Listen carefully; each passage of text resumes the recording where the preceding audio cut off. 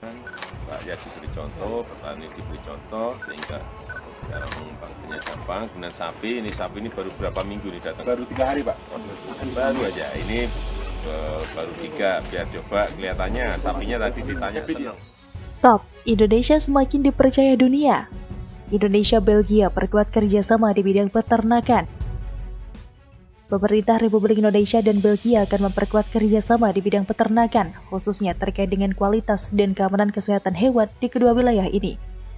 Menteri Pertanian atau Mentan Syahrul Yassin Limpo dan Menteri Usaha Kecil, Wira Swasta, SME dan Pertanian Belgia, David Clarinval, menandatangani pernyataan tentang kehendak atau Letter of Intent atau LOI untuk penguatan kerjasama peternakan di bidang kualitas dan keamanan kesehatan hewan tersebut di kantor pusat Belgian Blue Group di kota Sydney, Provinsi Namur, Belgia pada Senin 20 September 2021 waktu setempat.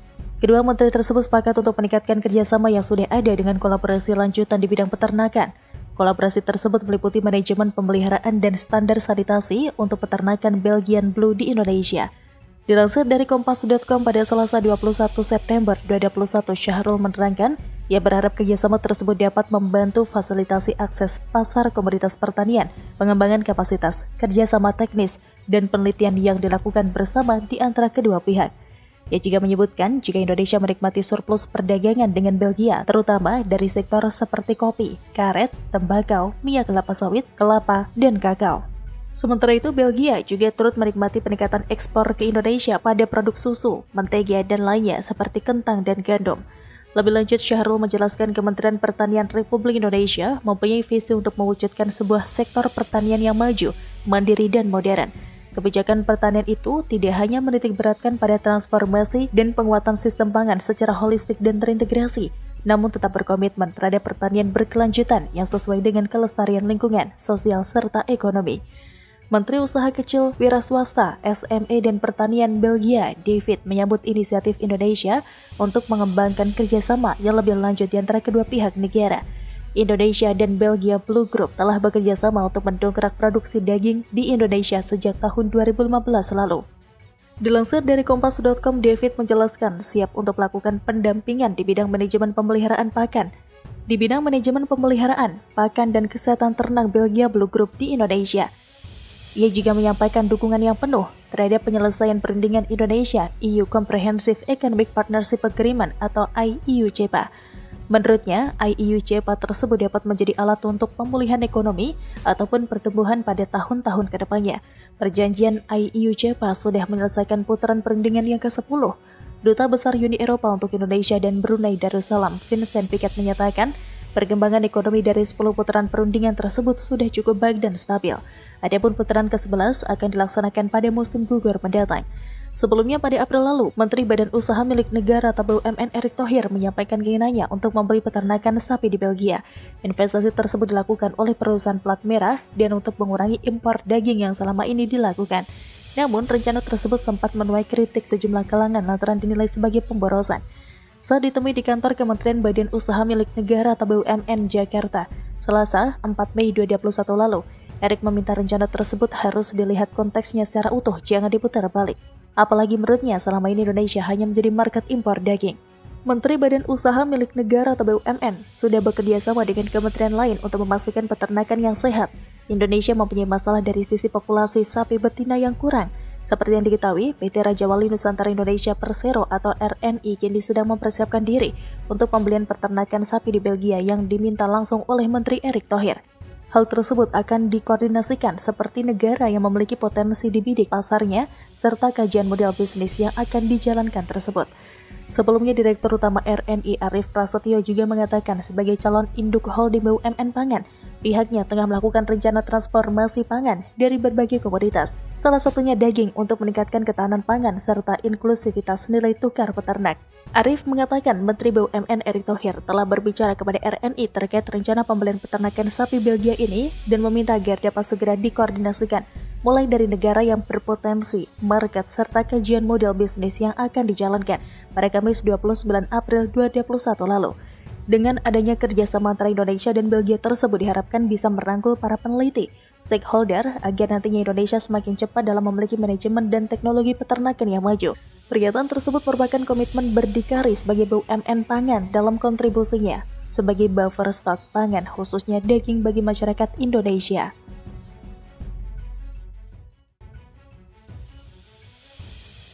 Tidak lebih dari 3 tahun harus rampung semuanya. Ada pilihan-pilihan yang bisa diputuskan segera. Tapi saya minta nanti di bulan Januari sudah ada kejelasan mengenai ini. Stop impor dan hemat devisa. Pertamina bangun kilang petrokimia terbesar di Asia Tenggara. PT Pertamina Persero berkomitmen penuh menjalankan penugasan pemerintah untuk menuntaskan mega proyek kilang dan petrokimia.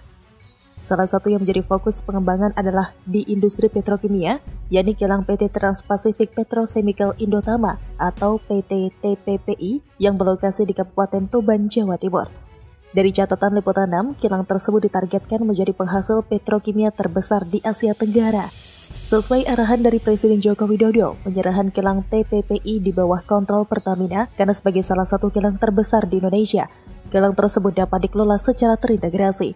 Sebagai pengolahan petrokimia, kilang TPPI berpotensi menghasilkan produk aromatik, baik paraksilen, artoksilen, bensin, toluen, heavy aromatik.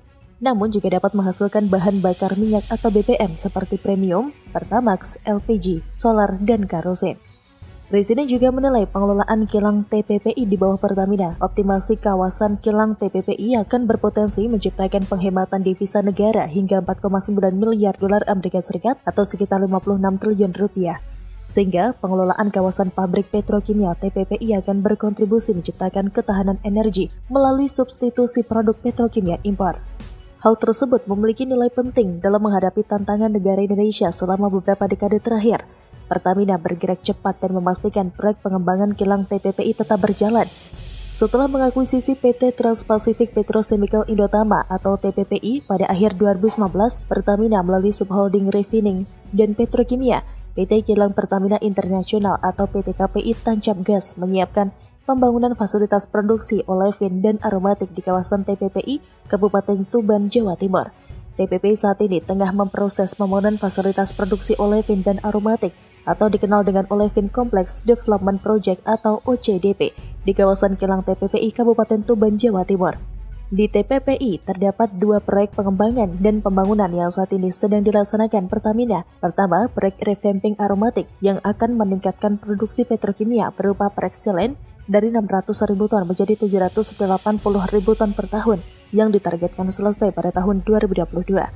Kedua, proyek New Olefin yang mencakup pembangunan naphtha cracker termasuk unit-unit downstream dengan produk polietilen sebesar 1 juta ton per tahun dan polipropilen 600.000 ton per tahun yang ditargetkan selesai pada tahun 2024. Melalui Subholding Refinery dan Petrochemical mengundang secara terbuka perusahaan kelas dunia yang berpengalaman dalam pembangunan olefin dan petrokimia untuk menjadi mitra strategis dalam mewujudkan fasilitas produksi olefin dan aromatik di tanah air. Awal September 2021, panitia telah mengumumkan hasil tender berdasarkan tahapan dan proses sesuai dengan ketentuan yang diatur di dalam dokumen tender serta pedoman pengadaan barang dan jasa yang berlaku di Pertamina. Kedepan proses akan dilanjutkan sehingga proyek pembangunan kilang olefin TPPI dapat diselesaikan dengan baik sesuai dengan rencana terkini. Dijelaskan seluruh proses tender pengembangan kilang TPPI telah dilakukan secara transparan dan sesuai prosedur pengadaan yang berlaku dan tidak ada intervensi dari pihak luar. Proses tender ini dijalankan Pertamina dengan pendampingan dari tim Jamintel, Baris-Krim Polri, Badan Pengawasan Keuangan dan Pembangunan atau BPKP, dan juga berkonsultasi dengan Lembaga Kebijakan Pengadaan Barang atau Jasa Pemerintah atau LKPP, sehingga governance-nya sangat terjaga dengan baik. Pertamina telah melakukan evaluasi sesuai dengan ketentuan dan persyaratan yang tercantum di dalam dokumen prakualifikasi. Dalam pembangunan pabrik petrokimia tersebut, Pertamina memastikan penyerapan tingkat komponen dalam negeri sesuai dengan target minimal yang telah ditetapkan, yakni 30%, baik melalui barang maupun jasa, termasuk tenaga kerja lokal untuk dapat berkontribusi dalam operasional proyek. Tidak hanya itu, belum lama ini Menteri Investasi atau Kepala Badan Koordinasi Penanaman Modal atau BKPM Bahlil Lahadalia juga telah mengunjungi lokasi proyek pabrik soda ash milik Petrokimia Gresik, perusahaan Solusi Agroindustri anggota Holding Pupuk Indonesia pada Jumat 10 September 2021. Kunjungan ini merupakan bentuk dukungan pemerintah terhadap percepatan pembangunan pabrik soda as atau natrium karbonat atau Na2CO3, mengingat pabrik ini akan menjadi yang pertama di Indonesia untuk memperkuat industri kimia nasional. Menteri Bahlil menyampaikan bahwa dukungan percepatan pabrik soda as Petrokimia Gresik ini sesuai dengan instruksi Presiden Republik Indonesia, agar pihaknya membantu perusahaan BUMN atau swasta nasional yang menghasilkan produk substitusi impor.